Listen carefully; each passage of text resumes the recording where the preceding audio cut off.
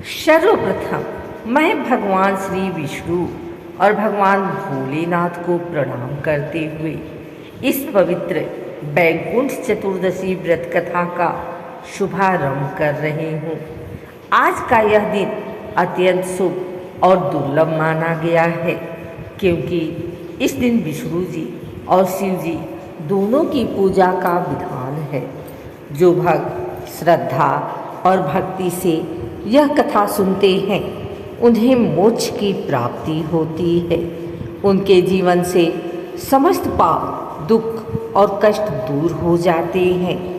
तो आइए आरंभ करते हैं इस दिव्य कथा का श्रवण। हर हर महादेव। जय श्री हरि विष्णु भगवान। कार्तिक मास की शुक्ल पक्ष की चतुर्दशी तिथि को बैकुंठ चतुर्दशी कहा जाता है। यह तिथि भगवान विष्णु और भगवान शिव दोनों को अत्यंत प्रिय है। इस दिन भगवान विष्णु काशी में स्वयं भगवान शिव की पूजा करते हैं और भगवान शिव बैकुंठ जाकर विष्णु जी की पूजा करते हैं।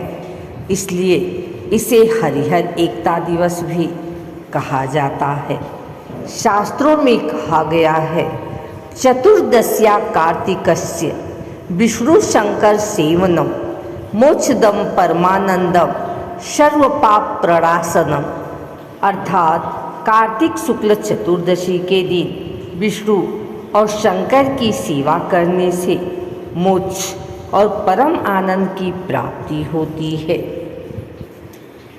एक बार की बात है, देवाधिदेव भगवान श्री हरि विष्णु अपने बैकुंठ धाम में निवास कर रहे थे।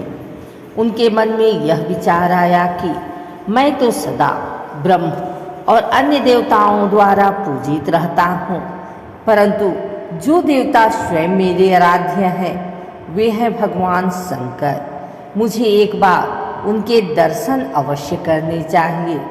यह सोचकर भगवान विष्णु ने अपने गरुड़ वाहन पर बैठकर काशी की ओर प्रस्थान किया। वह दिन था कार्तिक शुक्ल चतुर्दशी। विष्णु जी ने काशी पहुंचकर मणिकर्णिका घाट पर स्नान किया और संध्या के समय भगवान विश्वनाथ का पूजन आरंभ किया। भगवान विष्णु ने जल, गंगाजल, दूध, पुष्प, बिल्वपत्र और सुवर्ण से निर्मित विविध वस्त्र अर्पित किए। उन्होंने 1000 कमल पुष्पों से भगवान शंकर की आराधना करने का संकल्प लिया। प्रत्येक कमल अर्पित करते हुए वे ओम नमः शिवाय का जप करते गए। जब 999 कमल अर्पित हो गए तो पाया कि एक कमल कम है। भगवान विष्णु के पास अब केवल एक ही कमल कम था। उनके पास 1000वां कमल नहीं था। तब भगवान विष्णु ने सोचा, मेरे नेत्रों को भी कमल कहा जाता है, लोग मुझे कमल नयन कहते हैं, अतः मैं अपना एक नेत्र भगवान शंकर को अर्पित करता हूँ। यह सोचकर भगवान विष्णु ने बिना किसी संकोच के अपना नेत्र निकालकर शिवलिंग पर चढ़ाने का निश्चय किया। जैसे ही उन्होंने नेत्र अर्पण करने को तैयार हुए, तभी भगवान शिव प्रकट हुए और बोले, विष्णु, मैं तुम्हारी इस भक्ति से प्रसन्न हूँ। तुम्हारा यह नेत्र अर्पण भाव, भक्ति और समर्पण का सर्वोच्च उदाहरण है। मैं तुम्हें वर देता हूँ कि जो भी भक्त आज के दिन मेरी और तुम्हारी एक साथ पूजा करेगा उसे मोक्ष प्राप्त होगा। तब भगवान विष्णु ने हाथ जोड़कर कहा, हे महादेव, मेरे भक्तों को भी आपकी कृपा प्राप्त हो और आपके भक्तों को मेरी कृपा। जो आज के दिन व्रत, स्नान और पूजन करेगा उसे बैकुंठ धाम की प्राप्ति होगी। भगवान शिव मुस्कुराए और बोले, तथास्तु।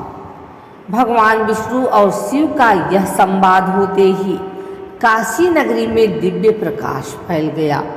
संपूर्ण ब्रह्मांड में हरि हर के एकत्व का जय घोष हुआ।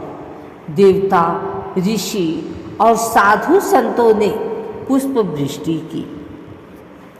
भगवान विष्णु ने तब भगवान शिव को 1000 कमलों में से एक कमल की जगह अपना नेत्र समर्पित कर दिया। इसलिए भगवान शिव ने उन्हें कमल नयन और शिवप्रिय का आशीर्वाद दिया। उसी दिन से यह व्रत वैकुंठ चतुर्दशी कहलाया। एक बार एक ब्राह्मण था जिसने जीवन भर कोई पाप नहीं किया था, परंतु उसने कभी कोई पूजा पाठ भी नहीं किया। मृत्यु के बाद जब यमदूत उसे यमलोक ले गए, तब यमराज ने कहा, तूने कोई पाप नहीं किया, परंतु पूजा न करने के कारण स्वर्ग का अधिकारी भी नहीं है। ब्राह्मण ने विनम्रता से पूछा, मुझे क्या करना चाहिए जिससे मुझे मोक्ष मिले? तब यमराज ने कहा, पृथ्वी पर जाकर कार्तिक शुक्ल चतुर्दशी के दिन काशी में स्नान, व्रत और भगवान हरिहर की पूजा कर। वह तिथि तुझे वैकुंठ का मार्ग दिखाएगी। ब्राह्मण पुनः पृथ्वी पर जन्मा। इस बार उसने उस तिथि पर व्रत किया, भगवान शिव और विष्णु की आराधना की और अंततः अपने शरीर त्याग के बाद वैकुंठ धाम को प्राप्त हुआ। व्रत विधि है, प्रातःकाल स्नान कर पवित्र वस्त्र धारण करें, व्रत का संकल्प लें। मैं भगवान विष्णु और भगवान शिव की कृपा प्राप्ति के लिए वैकुंठ चतुर्दशी का व्रत करती हूँ। दिन भर उपवास रखें या फलाहार करें। संध्या के समय स्नान कर दीप जलाएं और दोनों देवताओं की मूर्ति या चित्र के समक्ष बैठें। भगवान विष्णु को तुलसी पत्र और भगवान शिव को बिल्व पत्र अर्पित करें। ओम नमो नारायणाय और ओम नमः शिवाय दोनों मंत्रों का जप करें। धूप, दीप, नैवेद्य आरती करें।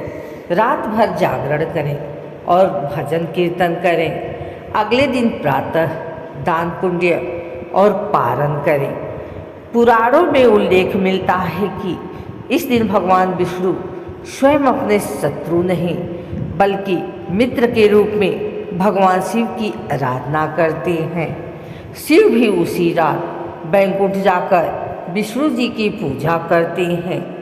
दोनों देव एक दूसरे को प्रणाम करते हैं।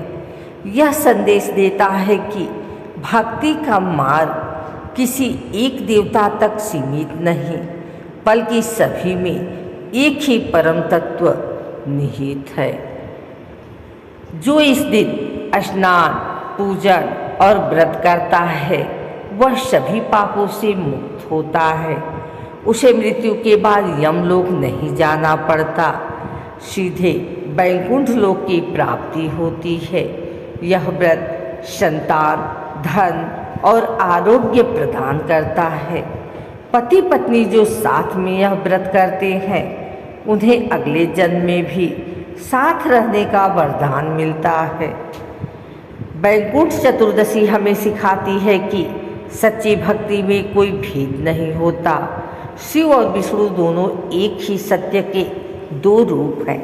विष्णु त्याग और भक्ति के प्रतीक है तो शिव वैराग्य और करुणा के। जब दोनों की पूजा साथ में की जाती है तब भक्त का अंतःकरण पूर्ण शुद्ध होता है। भक्त को संसार के सभी दुखों से मुक्ति और ईश्वर साक्षात्कार की प्राप्ति होती है। हे भक्तजनों, इस प्रकार वैकुंठ चतुर्दशी की यह पवित्र कथा समाप्त होती है। इस दिन हरि और हर, विष्णु और शिव दोनों की पूजा का जो फल है वह असंख्य यज्ञों और तपों से भी श्रेष्ठ है। जो व्यक्ति श्रद्धा और भक्ति से इस कथा को सुनता या सुनाता है उसे जीवन में सुख, शांति, समृद्धि और अंत में मोक्ष की प्राप्ति होती है। अब सब मिलकर बोलें, हर हर महादेव, जय श्री हरि विष्णु भगवान की। इसके बाद आरती करें। फिर समापन प्रार्थना करें।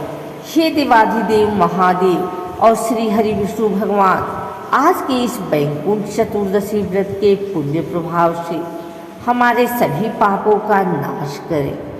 हमें सत्कर, भक्ति और ज्ञान का वरदान दें। हमारे जीवन में सदैव शांति और धर्म बना रहे। अंत समय में अपने दिव्य धाम की प्राप्ति कराएं। ओम नमः शिवाय। ओम नमो नारायणाय। वैकुंठ चतुर्दशी केवल एक धार्मिक पर्व नहीं, बल्कि यह हमें बताती है कि विष्णु में शिव और शिव में विष्णु ही विराजमान है। सच्चा भक्त वही है जो द्वैत से ऊपर उठकर हर रूप में परमात्मा को देख सके। जो इस व्रत को विधि विधान से करता है वह वैकुंठ प्राप्त करता है और शिव जी की अनंत कृपा पाता है। जो भक्त श्रद्धा से वैकुंठ चतुर्दशी व्रत कथा सुनता या सुनाता है, उस पर हरि और हर दोनों की कृपा सदैव बनी रहती है। जय श्री हरि, जय हर हर महादेव।